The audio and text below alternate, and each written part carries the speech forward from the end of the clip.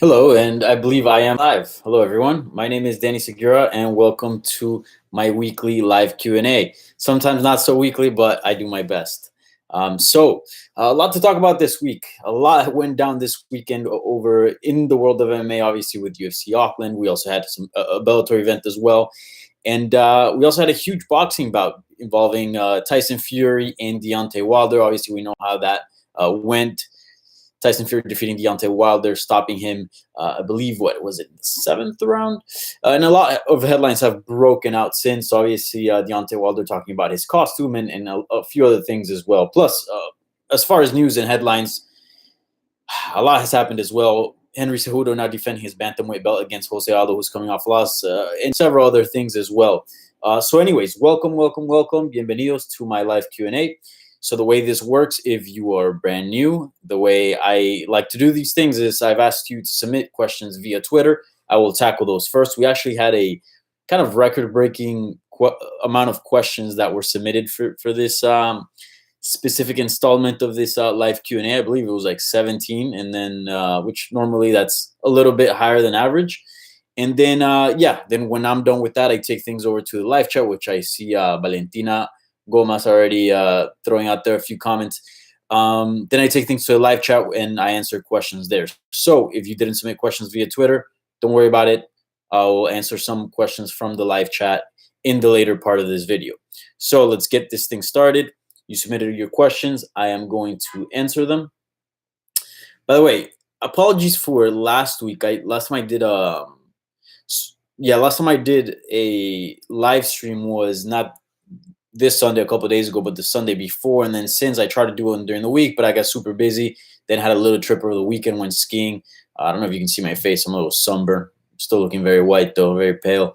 But yeah, it was fun. So then I came back home on Sunday, like pretty late. And, I had to do laundry, do a bunch of stuff, get ready for the next day. Plus I was in traffic for like a long time. So I was just exhausted and couldn't really do a live stream, but it's Tuesday. Here we are. So, better late than never, right?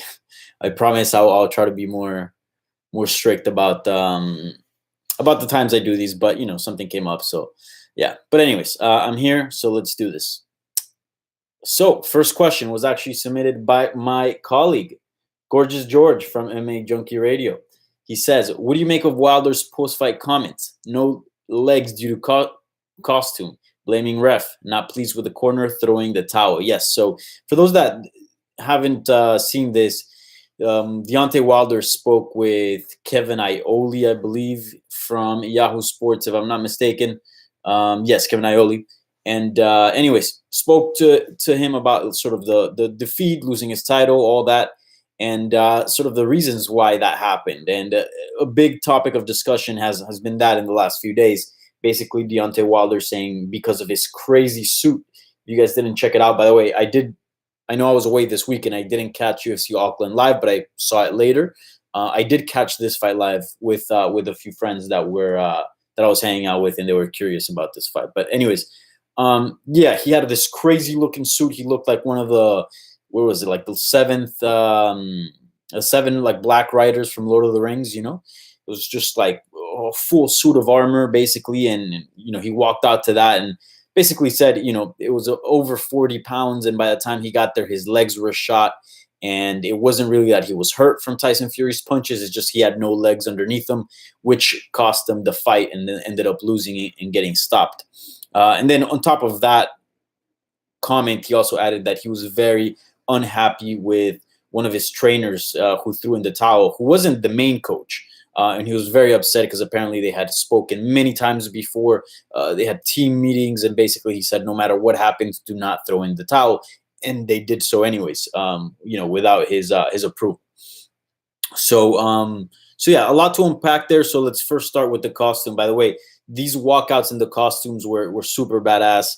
Tyson Fury walking out to basically a throne, and he was sitting down on a throne, and he had the whole king robe and crown and all that, and looked pretty badass as well. And then the music was just perfect. That was one of the best walkouts I've ever seen. I even shared it on my Instagram. That's how cool I thought it was. And then Deontay's was pretty cool as well. But it was, as expected, we've seen him do that before, and he wasn't sitting on a throne, so it wasn't as cool. But nonetheless, it was still pretty damn impressive, and he had lights and all that, and batteries to power the lights.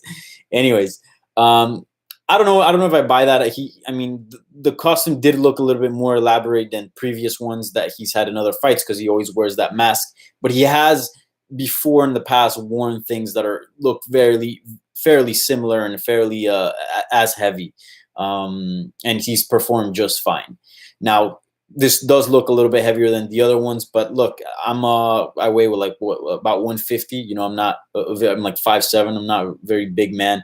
I have two dumbbells here in the house of 25 pounds each that sometimes I exercise with if snows or whatever and I can't go to the gym for whatever reason. I can walk around holding those, and that's 50 pounds, around the apartment. Obviously, it's not a walkout. It's a little different, but I can walk around and kind of not feel gassed. Maybe I'll feel a little bit in my legs, but not all that much. Now, granted, the weight distribution is a little bit different, and maybe the walkout that he had was quite long as well. But he's a heavyweight. That's a big dude. I don't think 40 pounds is that big of a deal. Could it affect his performance slightly? Yes, but it was pretty clear that Tyson Fury, right off the bat, even from the very first round, had an edge as far as the game plan and as far as the technique, and implemented that well, and just kind of had his number. And I mean, we saw it also in the first fight, like who was the better boxer. I mean, the knockdowns, it was what saved Deontay Wilder, and then the fight turned into a draw. But throughout the majority of the fight, we still saw who the better boxer was. This was a very much like a similar situation. The only problem here is that Deontay Wilder didn't connect, didn't hurt Tyson Fury. But we saw a lot of the things that we saw in the first. And look, as far as like being worn out, yes, we've seen him go to distance, but also the way Tyson Fury was fighting, just really putting his weight on him and clinching him, and really just doing that and being the heavier man, that really had to take a toll on his body and wear down Deontay Wilder. So that's what I think. I honestly don't think his costume could have had a significant advantage where it could have cost him the fight. I really don't. But look, Tyson Fury, I mean, Deontay Wilder is the only person that knows that answer. So, and he has I believe he has the option to exercise his rematch clause and fight Tyson Fury again. So we'll see how that evolves. But yeah, those are my thoughts as far as the costume goes. As far as the actual throwing in the towel, I mean, he was getting worked. I mean, even prior to the stoppage, I saw people complaining on Twitter like, "Hey, throw in the towel, it's done." Like, call it quits. I mean, he was hurt a good portion of the last rounds. He was just leaning against the ropes and surviving.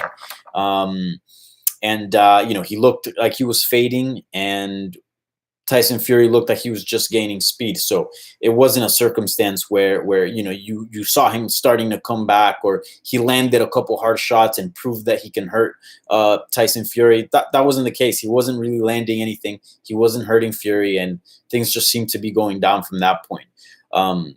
So yeah, I mean, I think expecting that from a fighter, being upset about his corner throwing the towel, I think that's, I mean, in my opinion, I think it's a little bit crazy, but I think it's still within the normal range of, a fighter. I mean, these guys in the first place are going into a ring or an octagon, right, to potentially have damage for the rest of their lives, right? So right off the bat, like their mentality going into, I mean, they're very committed. You got to be committed to step in there, right? So their mentality is, let me go out on my shield. And we've seen tons of fighters in the MMA space pretty much vocalize the same thing that Deontay Wilder has said. So that to me is not a big deal. What I do find a big deal, and a lot of media members and people have spoken about this already, is the coach actually saying that, he didn't agree with one of his trainers throwing in the towel and sort of that decision, because his job is to protect Deontay Wilder, and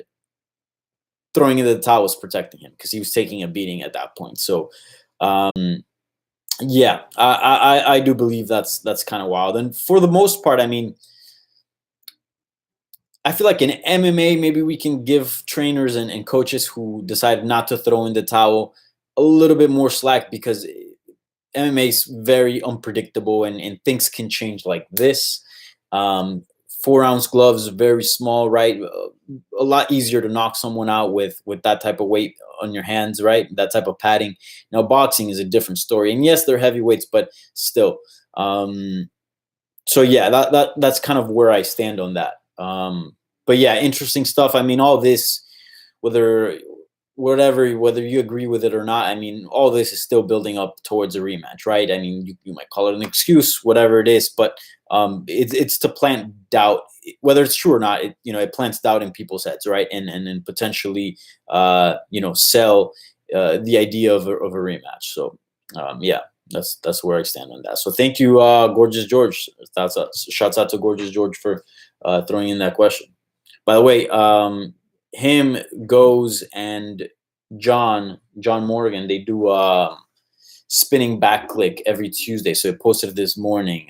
It's a fairly new show they've been doing. They do a great job at it, basically just analyzing news and headlines of the week in MMA and combat sports, but mainly MMA, and they do a fantastic job. So make sure you check that out. Thank you, George, for that question. All right, so a few more questions here to tackle. Let's see, 1 second.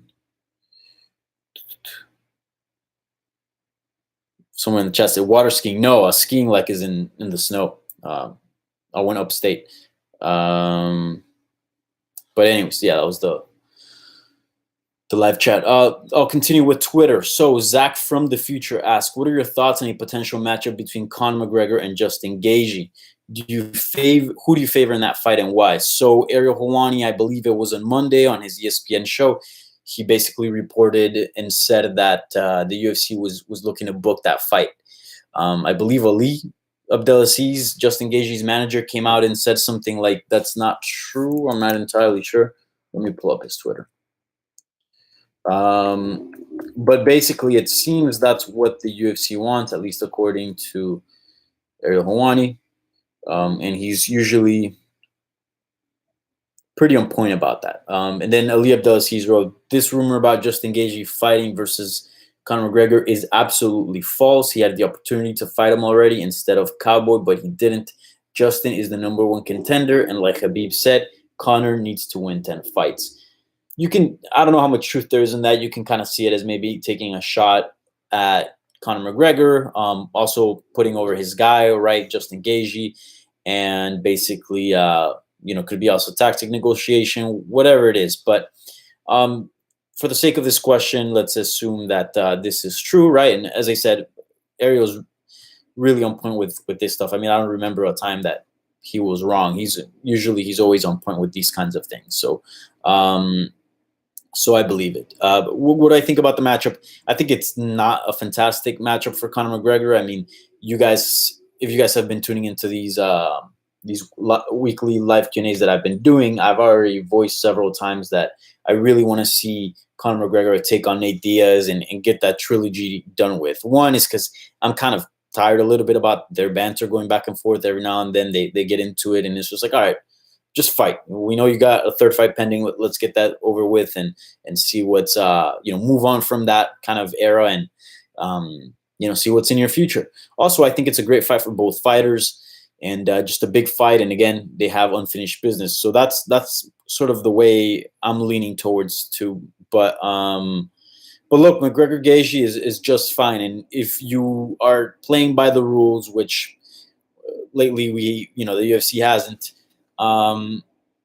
As far as like the rankings go, yeah, this fight would determine #1 contender, right? If Conor McGregor gets to beat, Cowboy Cerrone and then Justin Gaethje, who's in a nice little streak, that would, and also given his star power, that would definitely warrant a title shot. I don't think many people would be upset at that, even though there's guys like Dan Hooker and a few others that are killing it.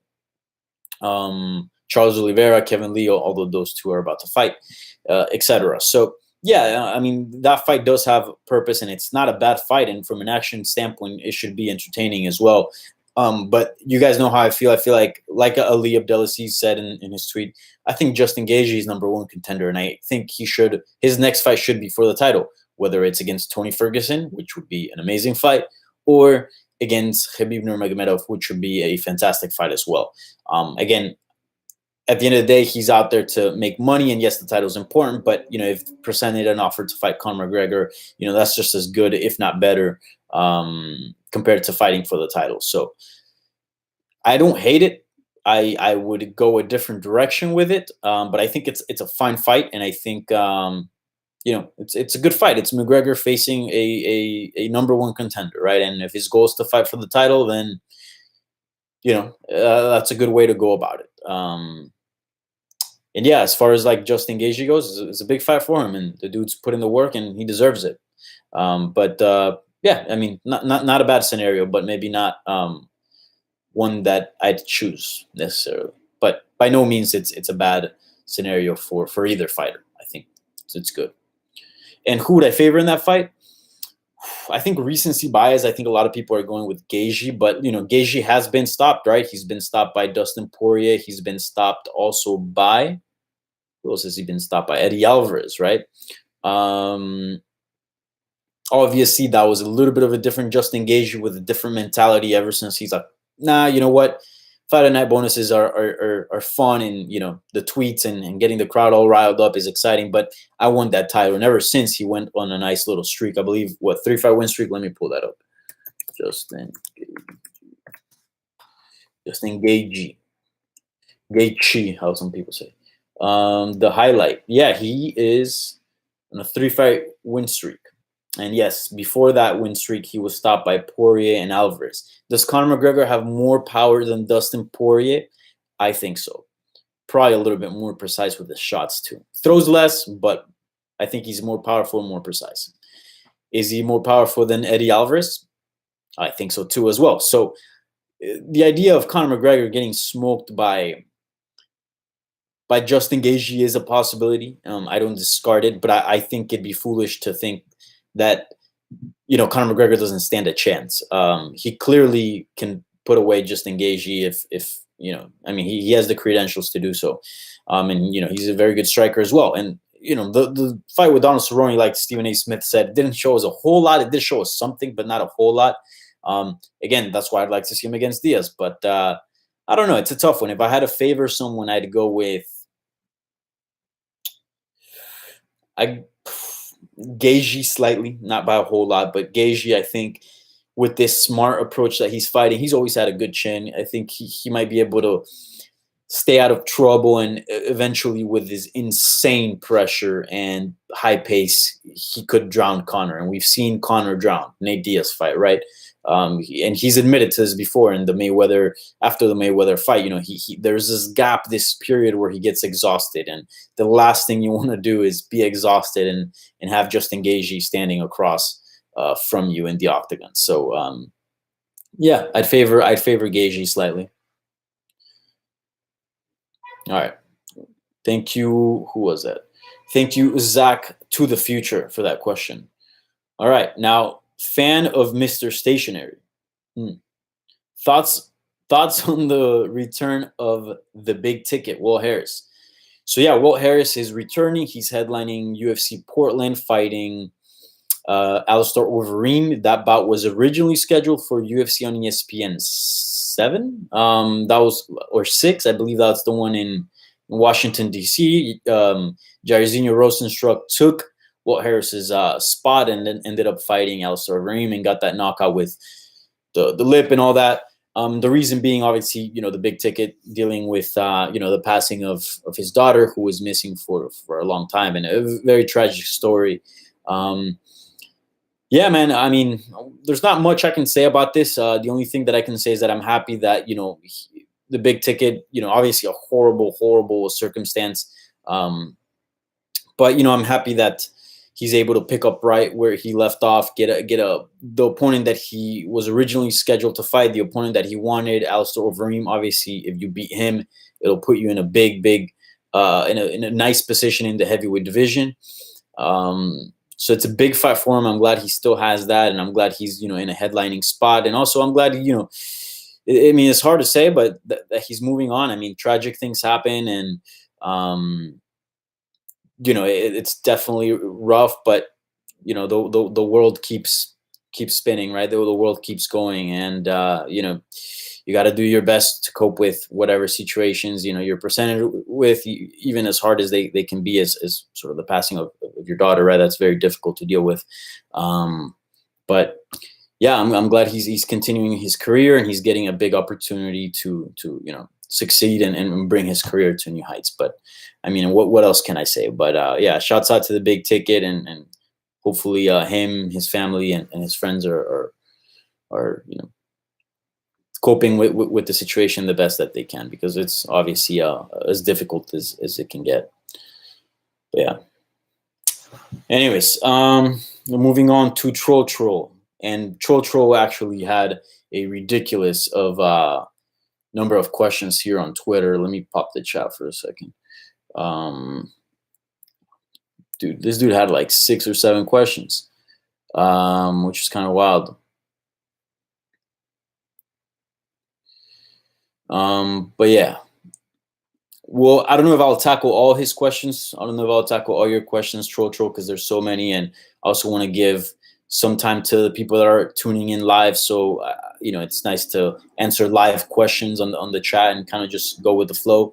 So I'll read a couple. I don't know which ones are the best because I haven't read every single one. But for whatever reason, actually, no, I'm going to pick and choose here. I do want to talk about UFC Auckland because it did happen, and the more time passes, the less we're going to talk about it. So you did ask a few questions about that, so I will address them just so we can talk some UFC Auckland, because I do think it's important, and some important things went down on that card.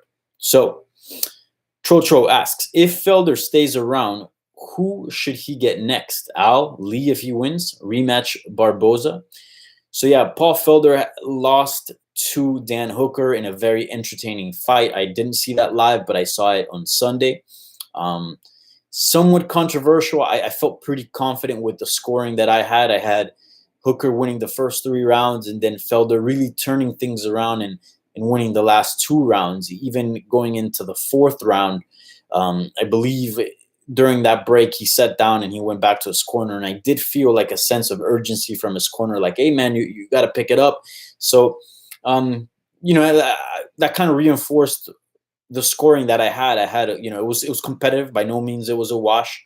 And Paul Felder did have good moments within those first three rounds, but I felt like Dan Hooker took him, with no controversy. And I felt like Paul Felder took the last 2, pretty comfortably as well. So yeah, no controversy on my end, but I do see that a lot of people had it scored for Felder. But yeah, anyway, so then after the fight, Felder basically said that he was unsure if he was going to continue his MMA career, basically saying, it hurts him to be away from his daughter. And he has a 4-year-old at home, and, getting all beat up. And we know sort of the rough things that come with the sport of MMA, right? So totally understandable. Plus, he's 34. It's not like he's just starting his MMA career. He's been doing this for quite some time. We did a triple take on MMA Junkie. It was, let me get this right. It was myself, Matt Erickson, and who else were we in? I believe it was Nolan King. And basically, we went back. We gave our take on whether Felder should retire or not. I basically said no, I think, and here's why. Watching that performance, it proved that Paul Felder is a world-class fighter. I mean, he had to travel halfway across the world, fight Dan Hooker in his home soil, a much younger fighter as well, and he still had an amazing performance, had a super exciting bout, and in that fight, in the last 10 minutes of the fight, where it gets the toughest, he was the one pushing the pace, he was the one pushing the action, putting it on Dan Hooker, and a younger Dan Hooker. So his skills, his technique, and fighting skills are still there. Yes, he's 34, but physically, he's a world-class athlete. So all that's there. He's as experienced as he can be, and he will ever be right at this point. His skills are there. His athletic ability is there. His durability is there. It's not like he was getting rocked or dropped or knocked out. Look, and yes, this is a tough loss. Yes, this is a setback, obviously, a defeat. Snapped the little momentum that he had going. But look, he is, let me pull up his record here. Paul Felder. So yeah, he was on a two-fight win streak, beating Edson Barboza and James Vick. That's pretty nice. A win over Dan Hooker could have put him in a good spot. We know that Conor McGregor has been taking a few shots at him on Twitter and has shown interest in fighting him. So that could have been, that could have opened up opportunities for him. I think the Dan Hooker loss does put him back a little bit and does shut down some of those opportunities, but I do not think it's the end of the world. And I think he can just get right back in there because, look, it was a close fight. It was a split decision. You still looked great. And the truth is that he is 5-1 in his last 6 bouts because the Mike Perry fight doesn't count. That's at welterweight. So at lightweight, which, is we measure the body of work at 155 based off, what could come next, right? If he can get a title shot or not, all that, we based it off what has he done in the division. And in the division, he is 5-1 in his last 6 bouts, and one of those losses was a split decision to another killer. So look, I think he could very well be 1 win, 2 wins away from a big opportunity, and he just happens to be, in a division that's very exciting and has a good amount of draws. And if you're a good striker, you're an elite fighter, you're in. It seems, right, all things point that he is in good relationship with the company.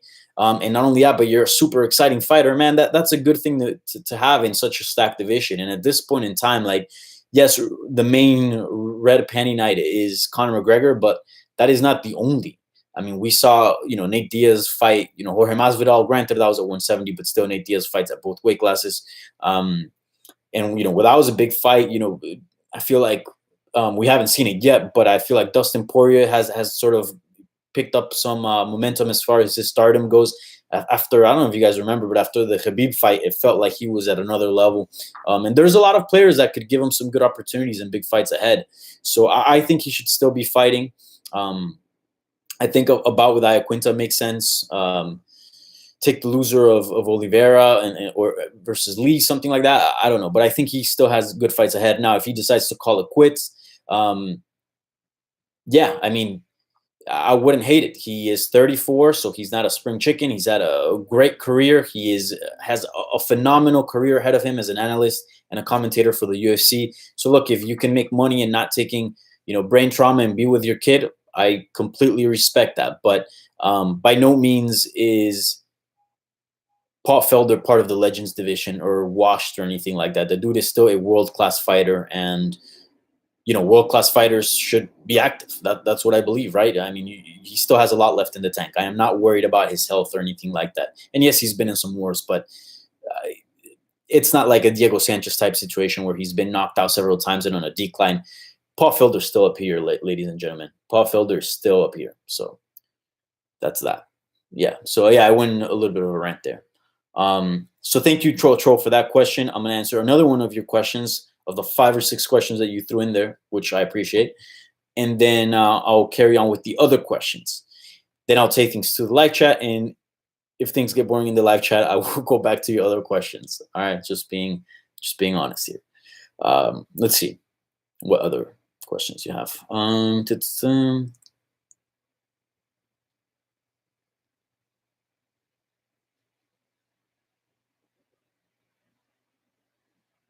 All right, this one's kind of fun because I do have some thoughts about this, and I have not been able to talk about this because the last time I did one of these, this situation wasn't present. So Troll asked, Diego's new coach said Joe Rogan's dumbass should stick to comedy. Is he a legit con man, or does he believe in this bullshit he's selling? So this has been a big topic of conversation in MMA. Obviously, we saw what happened, Diego Sanchez versus Michel Pereira. It was kind of a boring fight. Michel Pereira kind of just seemed to be beating on Diego Sanchez for the majority of the fight. He lands an illegal knee. Fight gets stopped. Diego Sanchez says, this is going to be a DQ. Ref says, don't worry about it. You tell me if you can continue, yes or no. He's like, nope, it was an illegal shot. I can't see. I can't fight. And then he was awarded a DQ win. Since his coach has picked up a lot of criticism, because of his corner advice, right? The audio came out. We had that over at MMA Junkie, and also Mike Bond spoke to his coach. Is it Fabian? What was his name? Fabian, yeah, Fabian, I believe is his name. Yeah, let me see. Diego Sanchez coach. So yeah, my colleague Mike Bond spoke to to Diego Sanchez coach, Josh Fabia. And, had a piece about that. Also, Ariel Helwani spoke to him as well. My friend Luke Thomas spoke to him as well. Great interview as well. I checked that out. I checked that one out in its entirety, but because that dude spoke for a really long time to everybody. But anyways, I do agree with some of his points, and I'm referring to the interview with Luke. That's the one that's kind of the freshest in my memory. I do agree with some of his points, and I do think he is right about some things. However, because of his other crazy stuff, I do think he gets painted on a really bad light. However, I'm not defending him. I don't think he's also completely right about everything he says. I don't find his corner advice to be good. From what I remember seeing and hearing from his corner advice, there was none. And I didn't see Diego doing anything in between rounds that would increase his chances of winning. And that's your whole job as a corner man, right? You want to equip your fighter to the best of your ability so that person can go out there and do better than the previous round, whether that's defense stuff or that's different attacks or a different approach to the opponent. Everything was kind of the same. Diego was just reacting. And also he was the only corner man. There's a lot of issues about him. However, I do think he gets painted in a bad light in the sense of he's talking about, whoa, Diego, for the first time in his career, he hasn't taken nearly as much damage as he did in his previous fights. And that is true. Diego is fighting a little bit differently and a little bit safer to his... fighting is not safe, period, but a little bit safer compared to what he used to before. I don't know if you remember, there was a streak where the dude was getting knocked out. He ate that nasty elbow from Matt Brown, and his, he had a few fights where his face looked like he was going to fall off. He's 3-1 in his last 4 fights, I believe. So that's not a bad record. And yes, one was controversial, but he seems to be sticking more, or at least against Mickey Gall and against, what was it, Craig White, something like that, the other guy that he fought. I'm just going right out of the top of my head. Let me pull the record up so I'm not making anything up. Yeah, Craig White and Mickey Gall. He approached the fight sticking to his grappling. He looked to fight a lot smarter. So I'll give him that. Against the Michael Chiesa fight, well, Michael Chiesa just happens to be a stud and a very good welterweight, so no shame in losing, in that. So, for example, yeah, I don't think people are talking about that enough. And there's a few other points that I may agree with Fabia here. As far as also Fabia had also complaints about the UFC on how Diego Sanchez is getting matched up. He's like, yo, Diego is being set up to get killed, to put up these young prospects up, right? And he's not happy with that type of matchmaking. Well, I agree with him. I think he's on point about that. I think Diego Sanchez should be fighting. That's a guy that's part of the Legends division. That's a guy that's taking a good amount of damage. You don't want to see him taking much more, but he's still taking this very seriously. So he's in prime physical shape. So he's not going out there and gassing out like some older fighters. He's still taking his training very seriously. Shows some improvement, right? As far as his approach to fights. So get matched up against guys that are kind of at his stage. He shouldn't be fighting a Michel Pereira. He shouldn't be fighting a Michael Chiesa, but he is. So that's something that I thought, a good point that his coach brought up, Josh Fabia. So I think those 2 points get lost. The type of how he's getting matchmaked, and also the fact that he's not taking much damage in these fights gets kind of lost because he does have all these crazy antics about him, right? Talking about magic and a lot of these things that to the common person that don't make sense, right? And I honestly don't believe in them, but I think it's important to hear him out. And I think a lot of people are just going out there and butchering him for his techniques and his presentation. But I like I said, I think a couple of his points were valid, but nonetheless, I think you should have multiple cornermen.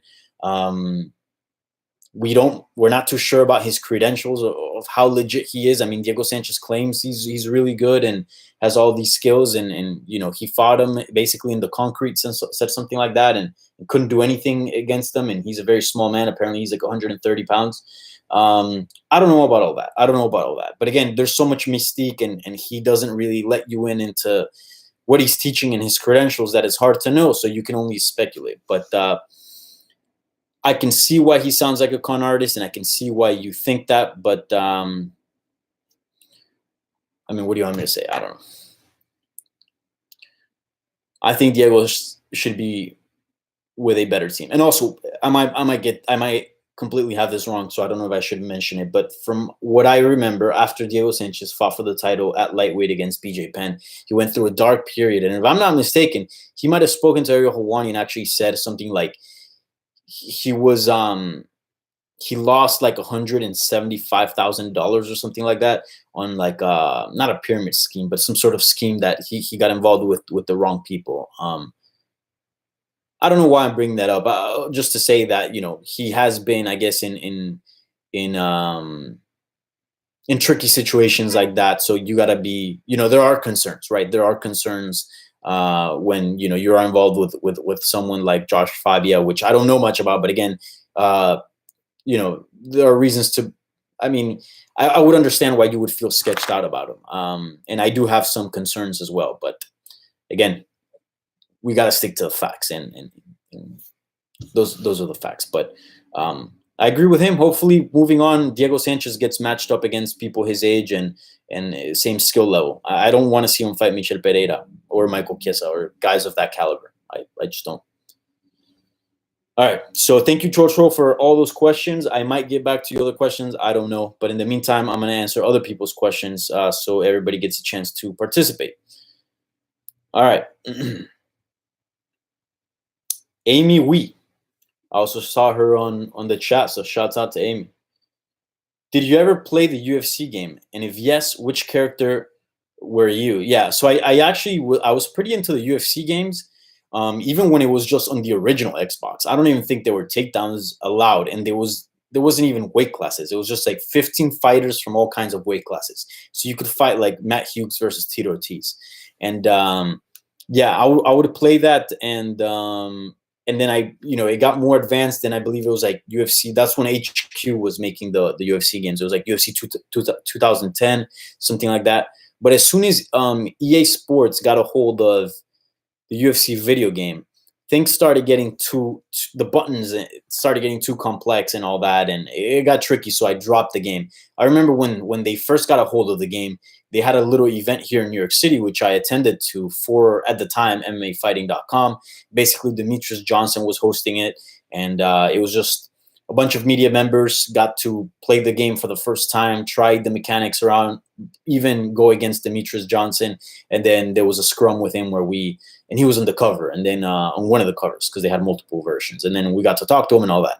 And it was a good game. It was obviously an improvement. The graphics are better. It was more realistic, but for me, it was too realistic. Like, the buttons got so complex that, like, I like the other one where it was like punch, kick, takedown. Like, it was just very, very basic. So, yeah, those were the games that I played. I stopped playing the UFC games. Also, I work so much in MMA that at this point, like, whenever I have time off, I want to kind of stay away from it, just to kind of let my mind rest a little bit from MMA. So I play other video games. And what character was I? Interestingly enough, I played a lot with Kendall Grove, because he was like 6'6" at 185 and had this straightforward kick that I would just annoy people and just keep people at range with this kick. I would just throw that constantly. I also liked fighting with Sokoju, because they had the Pride version. They had the Pride and UFC game in one. And Sokoju was really good, but they made his cardio really bad, so you can only throw like 2-3 combos, and then that's it. You'd be gassed out and then take a whooping. But he actually had really good technique, and the type of like striking that he would have, like I don't know why, but I always did well with Sokoju, so I would pick him. Yeah, those were two fighters but I mainly played with everyone, just switch it around. But yeah, thanks for that question, Amy Wee. All right, we're 40 minutes deep. We still have a few more questions on Twitter.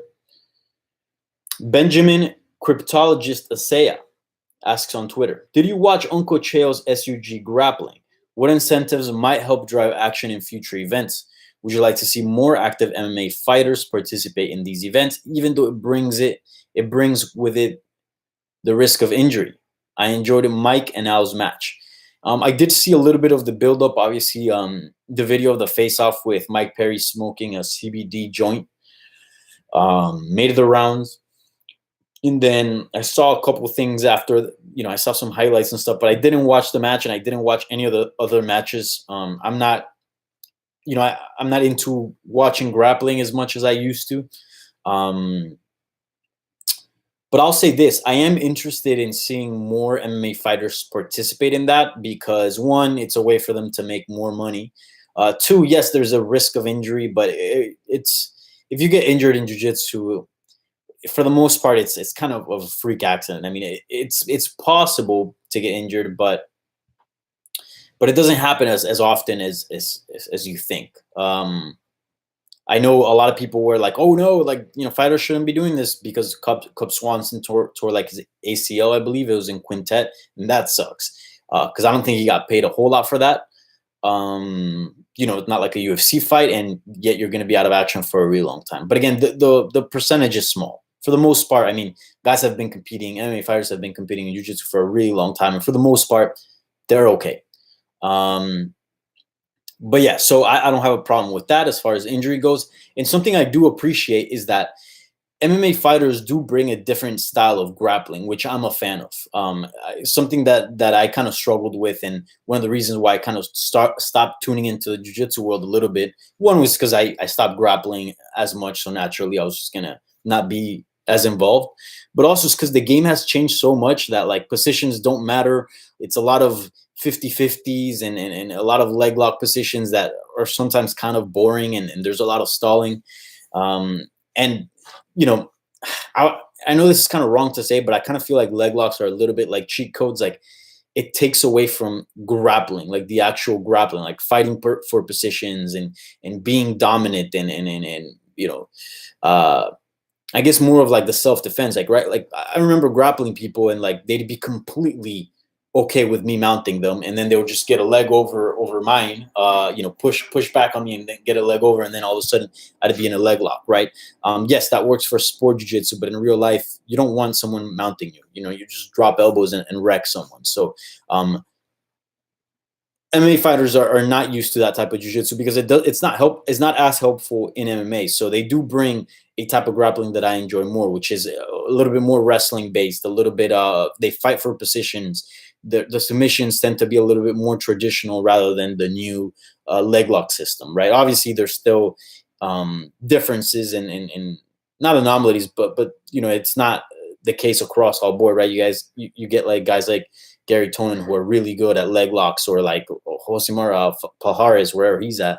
I haven't heard of him in a while. But there's obviously many fighters that are good at leg locks. But for the most part, they bring a style that I enjoy. So yeah, I don't have a problem with that. And I should probably tune into more of Chael Sonnen's Submission Underground. I believe that's on UFC Fight Pass, right? So I have that. So why not? I got to tune into it more. But like I said, I was away this weekend. So yeah. Senor Pickles 43.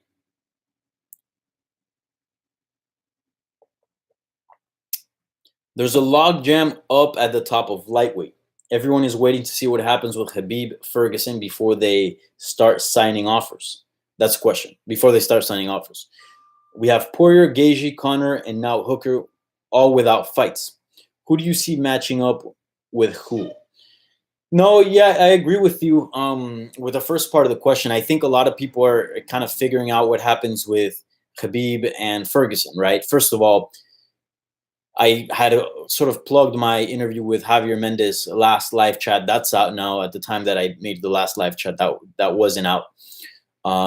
So, and he, I asked him, I'm like, this fight has fallen through 4 times, and we discussed that at length. And, he said, yeah, I don't blame guys for like, putting their name in the hat and kind of wanting to be replacement fighters, because it has fallen through 4 times. So, if past tells us anything about the future, knock on wood, something could happen, right? Because it has before in the past.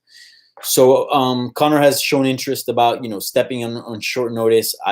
You bet your life on it that Poirier is ready to go, and he's ready to do that as well. Gaethje as well. So all those guys, I don't feel like anyone wants to take any fights just yet, because there could very well be a slot where I don't think the chances are high, but there could be an opportunity for anyone to slide in there and end up fighting for a title or an interim title or some sort, depending on how the matchup falls apart, if it falls apart, right? That's obviously between Khabib and Ferguson. So yeah, and as far as who do I see matching up, I'd love to see. Look, I don't hate. Again, I'd like to see Conor talk about Nate. I already discussed that. But look, if the UFC does go through with Gaethje Conor, that's fine. And Poirier Hooker would be a fantastic fight. So I mean, I don't have a strong preference, but that's how I'd see those matching up if I had to choose from those four.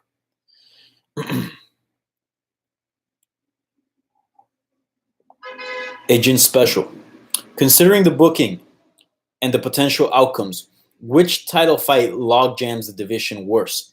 Triple C versus Aldo, Volkanovski versus Holloway, or Stipe versus DC? Excellent question, and I'm glad I read Senor de Pico's question back to back with this.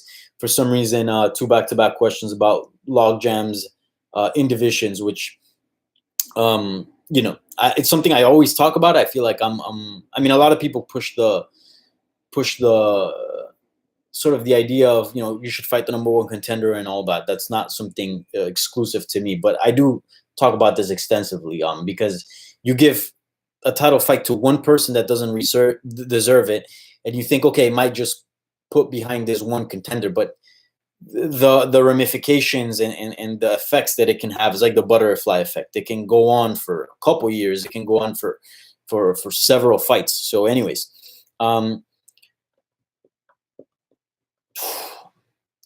which title fight log jams the division worse? Triple C versus Aldo, Volkanovski versus Holloway, or Stipe versus DC? That's an interesting question. Definitely not Volkanovski versus Holloway, because right now, who's the number one contender right now? I'm looking at the chat right now. Throw names out there.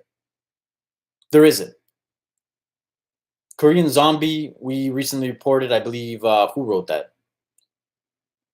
Mike Bong or Nolan King, I forgot. But we over MMA Junkie, we reported that that Korean Zombie plans to return this summer, and he's going to get, I believe, some sort of eye surgery.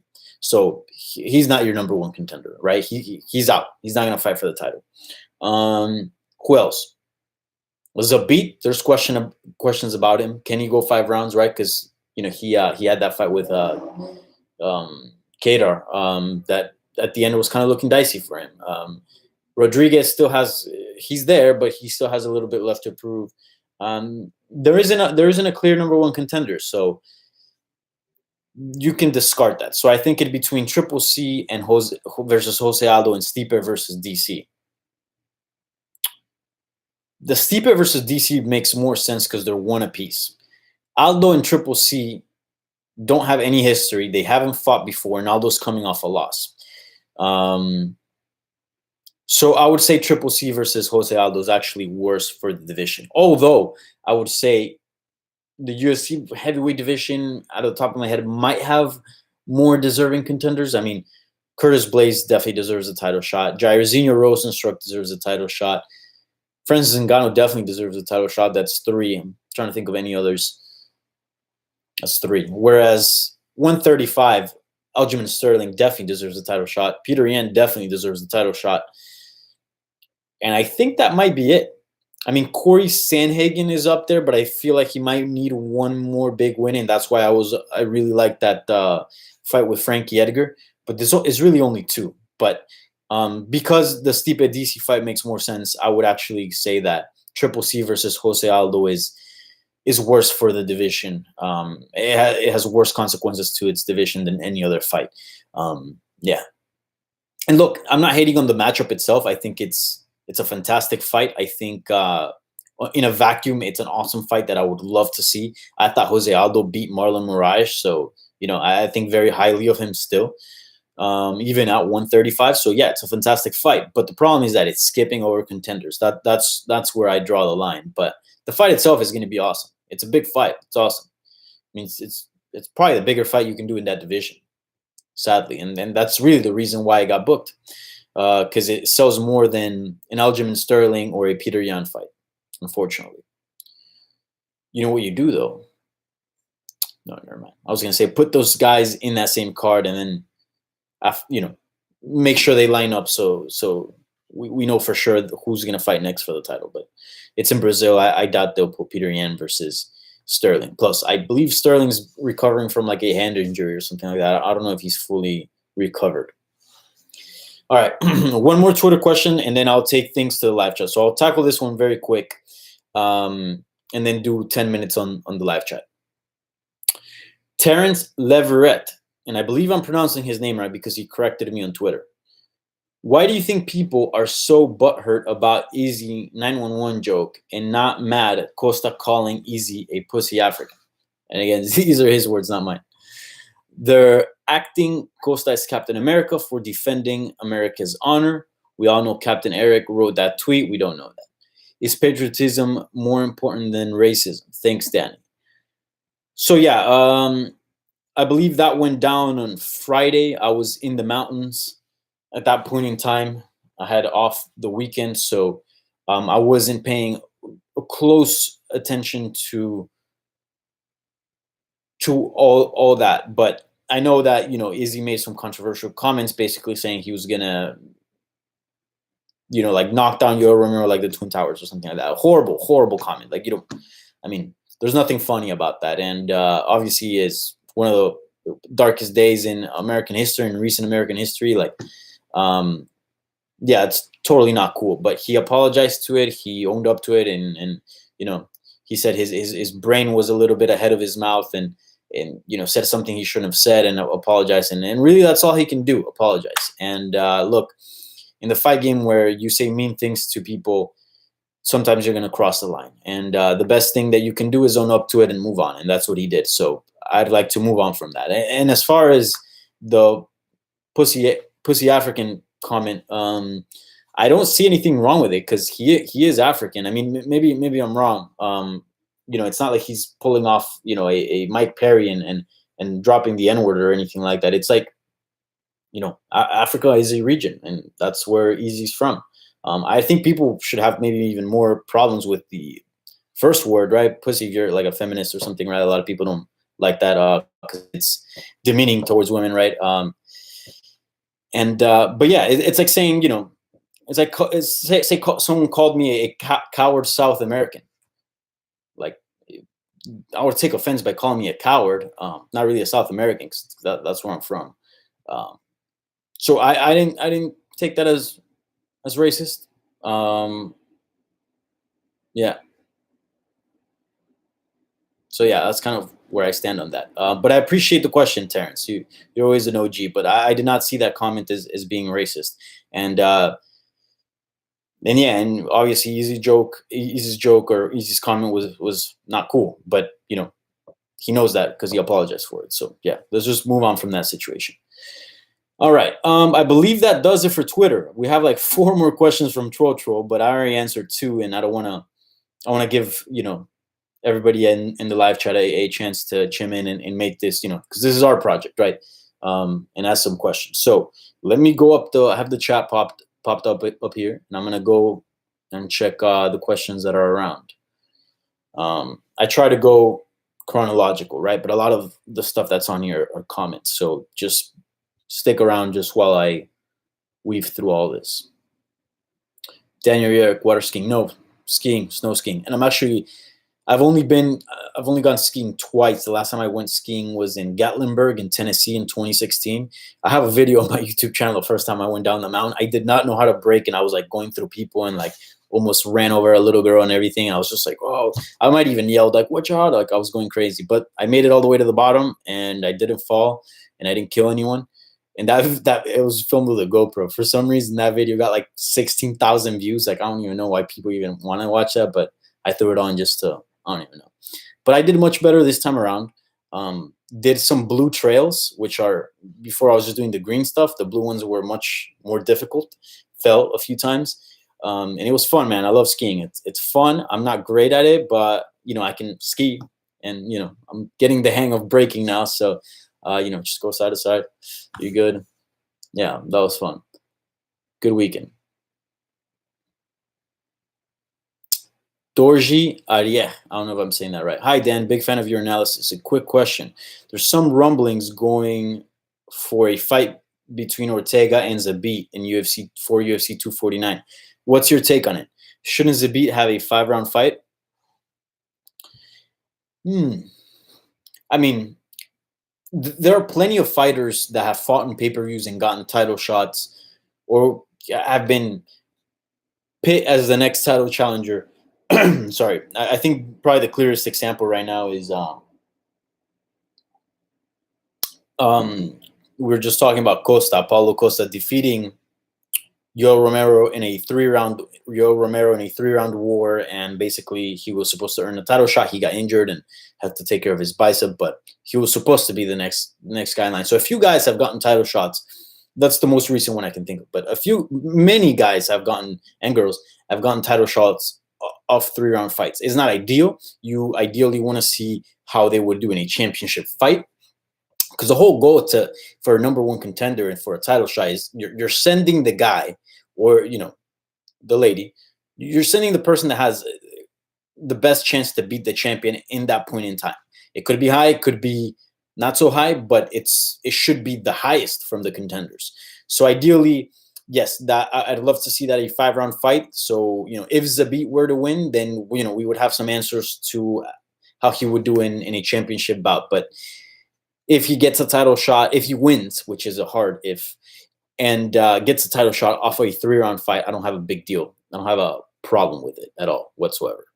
And it's a good fight. And look, Ortega has been out for a while. I think at this point in time, you do take a big fight. You guys know me, I usually like to go the careful route and kind of advise fighters, look, take as many tune-up fights as you can, build up. But Ortega has been out for a long time. The last time he fought was against Max Holloway. And yeah, he's still young, but a lot of time has gone by. So why don't you just take a big risk fight and see if you can get right back in there? Worst comes to worst, you lose, and that's when you start to take tune-up fights and rebuild. But F it, roll the dice, see if you can get thrown right into the top 5 and be considered a contender for the title, right away. See what happens, And plus, that'd be a good fight, so I'm in favor of it. Let's see. Spots and picks. Great content, man. Appreciate you guys.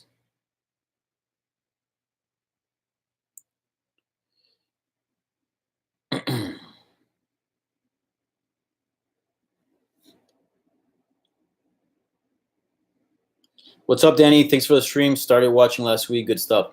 Thank you, Jay Arellano. I appreciate that. And these will be more regular. So 100% once a week. I'll try to do twice a week if I can. But turn on notifications, and I guess just stay tuned on Twitter, because that's where I make the announcement like, hey, I'm going to go live tomorrow or later tonight, wwhatever. So that's usually the main source of information if you want to find out when I go live with these. But if you also want to watch posts as well, that's fine too. But live is where the good stuff is, the fun stuff. Let's see. Any more questions? Let's scroll all the way to the bottom, because a lot of these are comments. How big is fight week going to be before Khabib versus Tony? So that's going to be here in that was by the Last Stand 001. That's going to be here in Brooklyn. So right now I'm in Brooklyn. I'm in Bushwick. That's going to be in my borough, I guess. And I'm excited for it. That's one of the fights I've been looking forward to for years for this fight. I'm a huge fan of this fight. I'm a huge fan of both fighters. I'm a huge fan of the lightweight division. So for me, I'm so happy that this is going on in Brooklyn, because it makes it, one, a lot easier for me. It's cool, right? And that means, I hope, right, most likely I'll be covering that for MMA Junkie. So yeah, I'm excited for that. It's going to be a fun week. It's going to be a fun week. All right, that does it for the questions on the live chat. I believe there might be a what's your opinion on Aldo getting a title shot? I don't agree with it, but again, the fight itself is fantastic. It's fun. It should be entertaining. Aldo could very well beat Triple C. I'm not knocking on Aldo's ability as a challenger. I'm not saying this is a bad fight at all. I just think others deserve the shot over Aldo. And look, but yeah. what can you do? I mean, this is how like things have been going on. So I don't know, but yeah, I think Sterling or Peter Yan deserve that shot over Aldo. But that's the world we live in. All right, so that does it. I'm gonna call it quits here. So thank you everybody that tuned into this live chat. Please give this video a thumbs up. Subscribe to the channel. Turn on notifications for future streams. What else? What other news I got? Yeah, I recently yesterday, I spoke to Alex Caceres. He's looking to return to fighting. That article is up on MMAJunkie.com. My Javier Mendez interview, if you guys want to check that out, that's also added to my YouTube channel. It's on MMA Junkies, but I added to the playlist that I have for the interviews that I do. So check that out. Talking about Khabib and Tony Ferguson. I know the audio is bad, because a lot of people tweeted at me. It's not ideal, but I don't know. Things happen, and yeah. But next time we'll always try to look to have the best quality. But nonetheless, I think there was plenty of good content and a lot of good insight about Khabib and also Daniel Cormier. So make sure to check that out. Also, I talked to Thiago Alves today about all things bare knuckle FC, his UFC departure, his memories looking back at his run in the UFC, and sort of what he's going to do and what he's going to have to deal with now with bare knuckle FC. He was pretty candid, and we had a nice little chat. We spoke for like 20 minutes. I'm working on that right now, so that should post fairly soon on MMAJunkie.com. What else am I working on? And that's it. You know, keep it tuned in for more stuff that I'll be working on. Again, follow me on Twitter, follow me on Instagram. I have a Facebook page. I post a lot on that now, so make sure you give that a like, and that's that if you want, of course. So anyways, yeah, that's it. I appreciate you guys tuning in. I am out of here. You have a fantastic week. And yeah, possibly, most likely Sunday. Actually, Sunday I travel. Just follow me and we'll figure out when I'll do another one of these. Hasta luego. Take it easy, man.